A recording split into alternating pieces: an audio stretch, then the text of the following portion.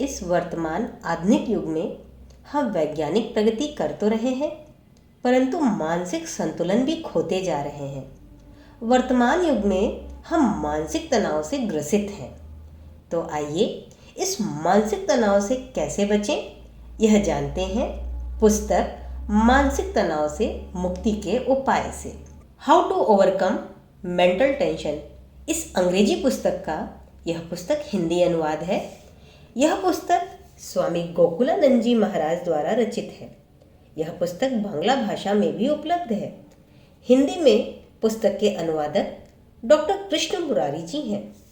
यह पुस्तक अद्वैत आश्रम रामकृष्ण मठ नागपुर से प्रकाशित है। स्वामी गोकुलानंद जी महाराज का जन्म 5 जनवरी 1929 को हुआ। 1 सितंबर 1986 से रामकृष्ण मिशन नई दिल्ली के प्रमुख के रूप में नियुक्त किए गए। 31 मार्च 2007 को श्रद्धेय स्वामी गोकुलानंद जी महाराज का निधन हो गया। वर्तमान सदी तनावों की सदी है। इन तनावों पर नियंत्रण पाने का एकमात्र तरीका है मस्तिष्क पर नियंत्रण पाना। जब तक हमें यह ज्ञात न हो कि मस्तिष्क को कैसे ट्रेन किया जाए, एक उद्देश्यपूर्ण जीवन व्यतीत करना तब तक अत्यंत कठिन कार्य है। इस पुस्तक में बताया गया तनाव और उस पर नियंत्रण की समस्या का 2 दृष्टिकोणों से विचार किया गया, पूर्वी और पश्चिमी। मन के नियंत्रण के संबंध में प्राचीन योगियों ने जो कुछ कहा है उस मत को तो रखा है, परंतु साथ ही वर्तमान युग के आधुनिक पाश्चात्य मनोवैज्ञानिक के कथन को भी उद्धृत किया है।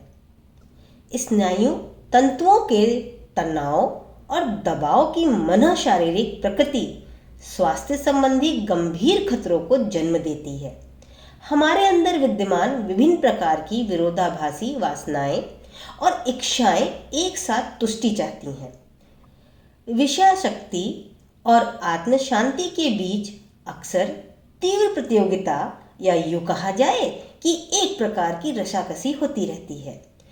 एक प्रख्यात कथनानुसार आत्मशक्ति तो प्रबल होती है, परंतु देह निर्बल होता है। इसका परिणाम है गहरा तनाव। धर्म संबंधी भ्रांतिपूर्ण धारणा से भी मानसिक तनाव उत्पन्न हो सकता है। जैसा कि श्री रामकृष्ण देव अपने रीतिगत तत्व विवेचन से कहा करते थे, इच्छाओं के दमन के स्थान पर हमें उन्हें उच्चतर लक्ष्य की तरफ मोड़ देना चाहिए। दूसरे शब्दों में हमें उनका पुनर्गठन करना चाहिए। निग्रह के स्थान पर उन्नयन पर जोर देना चाहिए। अधिकांश लोगों में धर्म के अतिरिक्त जीवन के संबंध में भी गलत धारणाएं विद्यमान हैं।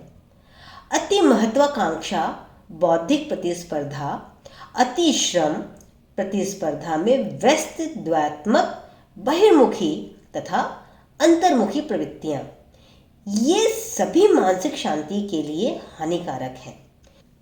पुनर्विश्वास जागृत करने हेतु हमें अपने अस्तित्व के संबंध में संतुलित दृष्टिकोण पैदा करना होगा। अतीत के प्रति पश्चाताप या भविष्य को लेकर चिंतित होने के स्थान पर हमें अपना संपूर्ण ध्यान वर्तमान पर केंद्रित करना चाहिए।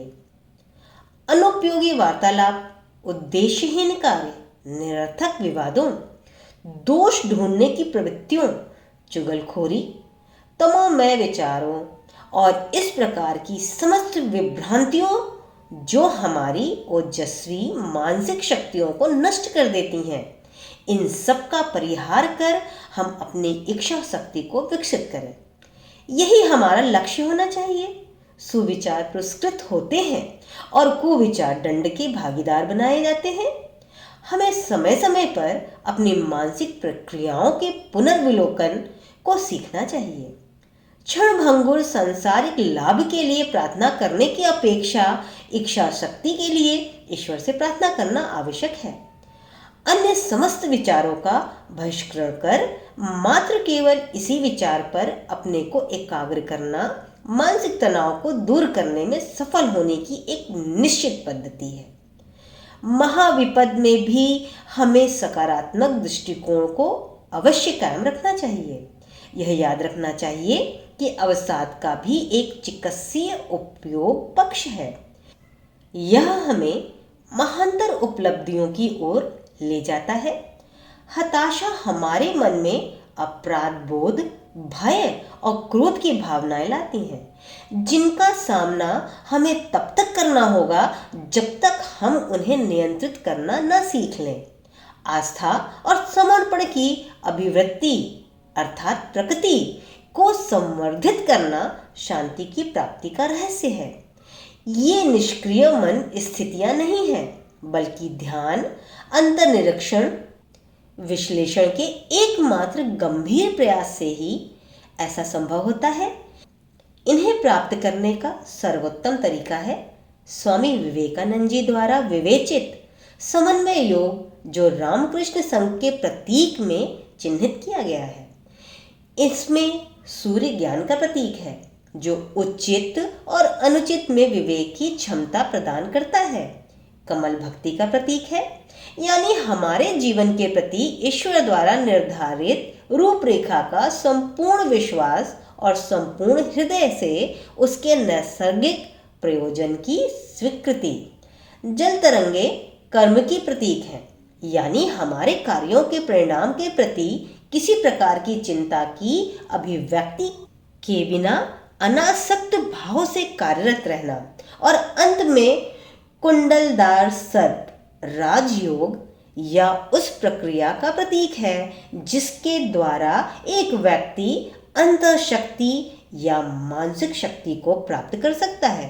प्रतिदिन के जीवन में ऐसे समन्वय योग का अभ्यास किसी भी प्रकार की मानसिक अशांति का एक निश्चित उपचार है। एक बार जब हम तनाव से बाहर आ जाते हैं, तब हम आंतरिक परम आनंद के आयाम में प्रवेश करते हैं, जैसा कि कवि रविन्द्रनाथ टैगोर के इस चिर स्मरणीय पद्य में अभिव्यक्त है।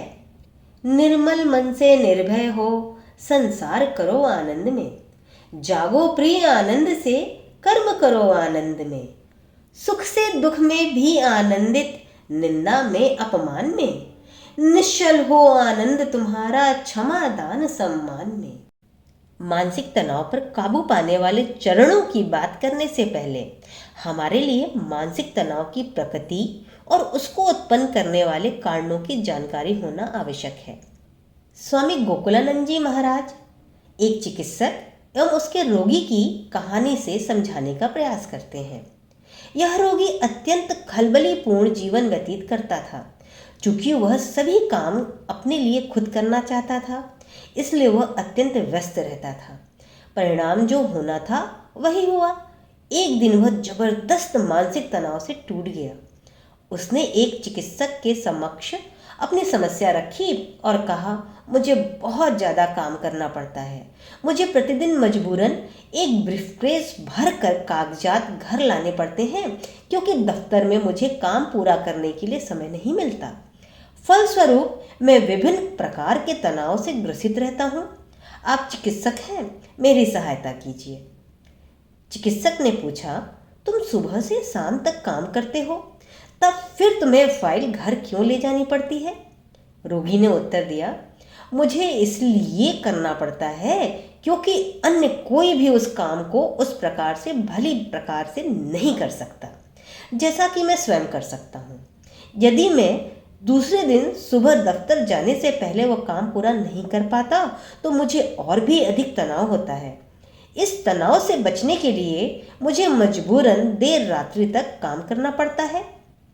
फिर भी मुझे अन्य प्रकार के तनाव का सामना करना पड़ता है। रोगी ने आगे कहा, मेरी विनती है कि आप मेरी पूरी जांच करें और उचित औषधि एवं निर्देश प्रदान करें। चिकित्सक को रोगी के संपूर्ण परीक्षण की आवश्यकता नहीं थी, क्योंकि उसने ध्यानपूर्वक रोगी का अध्ययन करते हुए कहा, ठीक है, तुम मुझे यह बताओ कि तुम्हारी मुझ पर पूर्ण निष्ठा होगी, क्योंकि तुम मेरे पास सहायता के लिए आए हो। जो कुछ भी मैं कहूँ उस पर ध्यान जमाए रखना, और जो कुछ मैं कहूँ क्या तुम उसे ठीक तरह कर सकोगे? रोगी ने उत्तर दिया, जी हाँ, मैं निश्चयपूर्वक करूँगा। मानसिक तनाव से मुक्त होने के लिए आप जो भी कहेंगे मैं वह सब करूँगा और वास्तव में मैं आपकी सलाह के लिए आतुर हूँ। चिकित्सक ने कहा कि वह कोई भी इलाज नहीं लिखेगा और कहा कि मैं केवल मौखिक रूप से इलाज बताऊंगा। इलाज यह है कि तुम अपने हड़बड़ी वाले कार्यक्रम में से प्रतिदिन कम से कम 2 घंटे दूर तक टहलने के लिए निकलो। सप्ताह में आधे दिन की छुट्टी लो और उस समय को किसी कब्रिस्तान में व्यतीत करो। चिकित्सक के परामर्श ने रोगी को उलझन में डाल दिया। उसने अचंभे से कहा, अपने मानसिक तनाव से छुटकारा पाने के लिए मैं आपसे किसी औषधि की अपेक्षा लेकर आया था, किंतु आप मुझसे लंबी चहलकदमी करने को कह रहे हैं। इसमें मेरा बहुमूल्य समय चला जाएगा। फिर भी मैं आपका परामर्श मानने को तैयार हूँ, किंतु मेरी समझ में नहीं आ रहा कि आपने प्रति सप्ताह कुछ घंटे कब्रिस्तान में व्यतीत करने को क्यों कहा है। चिकित्सक ने इस प्रश्न का अत्यंत महत्वपूर्ण उत्तर दिया। उसने कहा, मैं चाहता हूँ तुम कब्रिस्तान में जाकर कब्रों के ऊपर जो पत्थर है उनको देखो। वे लोग वहाँ चिर निद्रा में पड़े हैं। उनके बारे में सोचकर तुम यह महसूस करोगे कि मृत्यु एक वास्तविकता है।